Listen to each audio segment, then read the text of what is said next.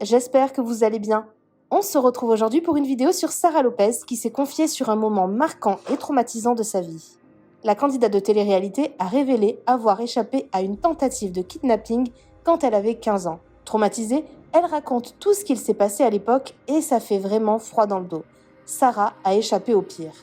Je vous laisse tout de suite avec la vidéo et n'hésitez pas à réagir en commentaire.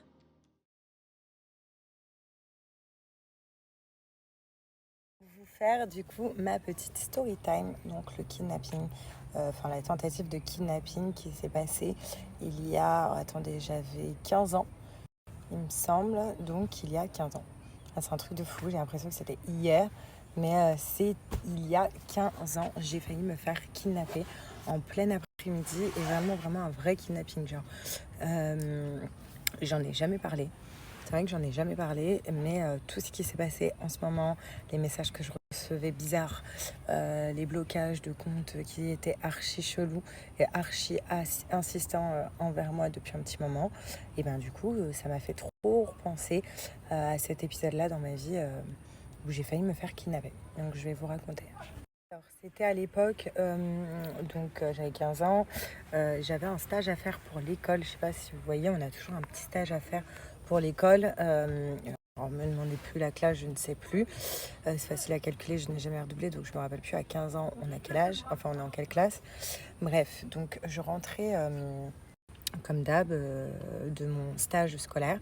Donc c'était un stage qui durait une semaine et j'avais décidé de faire un stage dans une espèce de garderie. Voilà, c'était une garderie, c'était une maternelle. C'était pas une garderie, c'était une maternelle.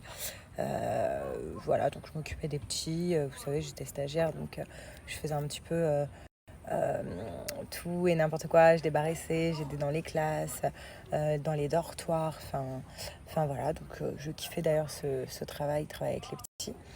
Et donc en général, je commençais vers 9h et je finissais vers 4h30. Donc vous dites 4h30, c'est hyper tôt. Et justement, donc ouais, 16h30, hyper tôt. Donc c'est un jour ordinaire pour moi, je rentre. J'avais pour l'habitude de rentrer à pied, donc ça s'est passé à Livry-Gargan où je vivais plus jeune. Donc j'avais pour habitude vraiment de rentrer à pied. Enfin, j'avais jamais eu d'ennui, c'était une ville assez calme. Voilà. Et mon chemin était toujours le même. J'étais peut-être à 20 minutes de chez moi à pied, mais c'était toujours le même chemin. C'est-à-dire que c'était une grande rue, et je vous fais visualiser la rue parce que c'est très important. Genre, c'était une grande rue à sens unique, donc de la maternelle, et c'était une zone pavillonnaire qui remontait vers un grand quartier, un grand boulevard qui s'appelle Chanzy, où là il y a des commerces, où il y a beaucoup de monde. Mais au moins pour remonter la rue, tu mets au moins 10 minutes à pied. Donc sens unique, sauf que moi, donc quand je rentrais en direction vers chez moi, donc je marchais de ce sens-là et les voitures venaient de l'autre côté, à sens unique, venaient en face de moi. De là, je suis au téléphone toujours avec une copine. Dès qu'on finissait notre stage, on s'appelait pour débriefer de la... Donc je suis au téléphone avec ma copine, donc tout se passe bien, je marche, je calcule rien, je marche tranquille, voilà. Et là, d'un coup, il y a une voiture donc, qui arrive de ce sens-là, tellement que je calculais rien, j'ai même pas vu qu'il y avait une voiture qui arrivait. Et de là, donc elle s'arrête, forcément elle est au milieu de la route, vu que c'est une rue à sens unique, et elle s'arrête, et elle m'appelle. Enfin, c'est un mec, il m'appelle, il me dit hey, mais trop bizarre déjà. Genre le mec, vraiment trop bizarre, genre un film d'horreur. Mais sur le coup, je percute pas. Enfin, je me dis, il a quand même une tête assez bizarre, mais je percute pas. Genre des espèces de cicatrices, les cheveux bouffis. Il avait plein de cheveux partout, il avait des cicatrices. Il devait avoir entre 30 et 40 ans, donc jeune. Trop chelou dans une vieille voiture. Genre, je me souviens même plus du modèle de la voiture, mais genre une vieille voiture. Et donc il me fait comme ça. Donc je tourne ma tête, je lui dis oui. Donc je suis toujours au téléphone avec ma copine. Et il me dit de là, il me dit rapproche-toi. Je lui dis bah non, je t'entends d'ici et tout. Il me dit non mais j'ai je cherche une rue et j'aimerais tu m'expliques où c'est. Donc rapproche-toi. Je lui dis bah non en fait je t'entends. Donc heureusement que j'avais déjà assez mon caractère, mais vous allez voir qu'après ça sert strictement à rien d'avoir un fort caractère dans ces moments-là. Bref, donc là je lui dis bah non en fait je t'entends hyper bien, donc dis-moi. Et de là il me dit non mais rapproche-toi et tout, moi je t'entends pas, rapproche-toi.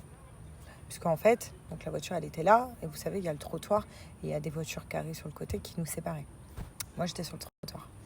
Et du coup, bah non, en fait, je reste sur le trottoir, je m'approche pas de lui. Et je dis, vas-y, je me dis, il est trop bizarre. Je dis à ma copine, il est trop bizarre. Je continue à avancer, je le calcule plus. De là, il y a une voiture qui arrive donc après lui. Forcément, il gêne le passage. Et là, j'entends un cri en fait au loin, donc il commence à avancer en voiture. Il tape un cri, mais vous imaginez pas le cri. Genre, pour moi, c'est un cri de film d'horreur. Genre, il tape un comme ça. Je me dis, mais il est cinglé, le gars. Bref, je calcule pas, je raconte à ma copine, je lui dis franchement, là, il était trop cinglé le mec, enfin trop chelou. Je continue à avancer. Moi, je calcule rien du tout. Je continue à avancer. Le gars, limite, je l'avais oublié, donc je continue à parler au téléphone avec ma copine. Et là, donc je calcule pas en fait les voitures qui arrivent comme ça. Puis il n'y en avait pas une tonne. Je vous avoue qu'il n'y avait pas une tonne de voitures qui arrivaient. Enfin, c'est vraiment une petite ruelle. Enfin, il n'y a rien, donc il n'y avait pas une tonne de voitures. Mais donc je marche, je suis au téléphone. Et là, j'entends le même cri que le mec avait tapé peut-être 5 minutes avant. Donc j'entends, je me dis, c'est quoi ce truc de ouf? Donc je me retourne. Le gars, il est peut-être à 1 minute à pied, même pas, à 30 secondes à pied de moi. Au milieu de la route, il avait garé sa voiture. Donc là, je dis à ma copine, attends, je te rappelle et tout, je te rappelle. Donc je raccroche. Et là, donc je commence à vriller en fait. Je vois le mec, il a garé sa voiture au milieu. Il a ouvert la portière en grand donc de son côté conducteur, et la portière en grand côté derrière. Passager, mais derrière, en grand, de son côté. Je me dis, waouh. Là, vraiment, je commence vraiment à paniquer. Le gars, il sort de la voiture, il vient vers moi en fait. Donc quand je vous dis que je reste tétanisée, je reste tétanisée. Il avait un truc noir dans les mains. Jusqu'à l'heure actuelle, je ne sais pas ce que c'était ce truc noir. Franchement, je peux pas vous dire. Je sais qu'il avait un truc dans les mains. Et il me disait, viens, j'ai un cadeau pour toi. Viens ici, j'ai un cadeau pour toi. Et il venait vers moi. Et en fait, je vous jure, c'est pour ça que je vous dis, fort caractère, tu l'oublies vite dans ces moments-là. J'ai été comme tétanisée. Tétanisée. Genre, je parlais plus. J'arrivais plus à crier. Je n'arrivais plus à avancer. Genre, limite, j'attendais qu'il vienne à moi. Genre, vraiment. La tétanisée, le gars arrive jusqu'à moi. Donc, comme je vous dis que je sais même pas ce qu'il avait, le truc noir dans les mains.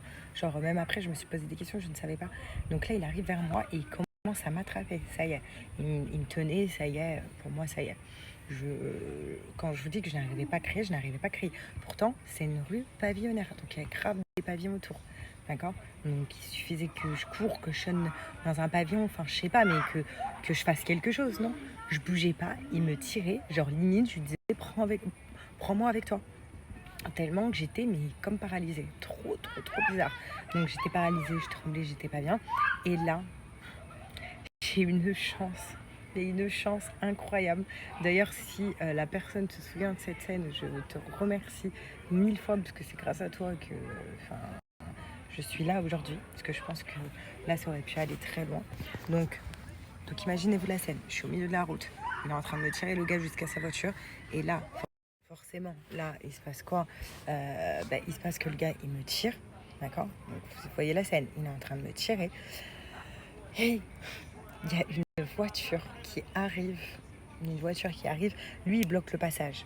D'accord? Vu que c'est une sens unique, il est au milieu de la route avec ses portières ouvertes. Il bloque complètement le passage. Et la voiture, elle voit qu'il y a un truc qui se passe pas bien.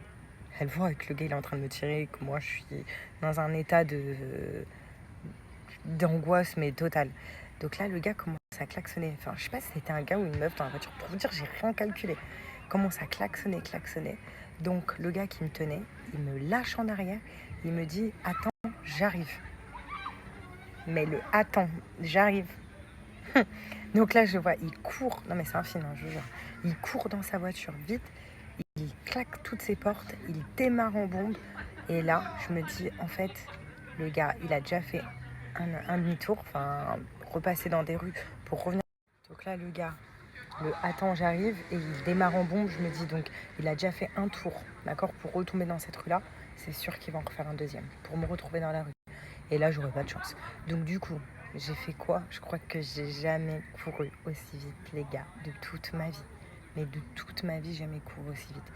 j'ai couru mais tellement fort, tellement vite que je suis arrivée donc jusqu'à Chanzy, le boulevard que je vous ai dit où il y avait plein de monde, plein de commerces. Et arrivée au boulevard Chanzy, je me suis effondrée en larmes. Je crois que tout le monde me regardait. Genre, je me suis effondrée en larmes, j'arrivais plus à respirer tellement que j'avais couru trop vite. Vous voyez, j'étais comme ça. Là, j'ai appelé ma mère. Donc ma mère, complètement en panique, elle m'a dit tu rentres vite à la maison. Ma mère elle est au travail. Elle me dit tu t'enfermes partout. J'ai appelé mes potes garçons, donc les Mamadou et tout.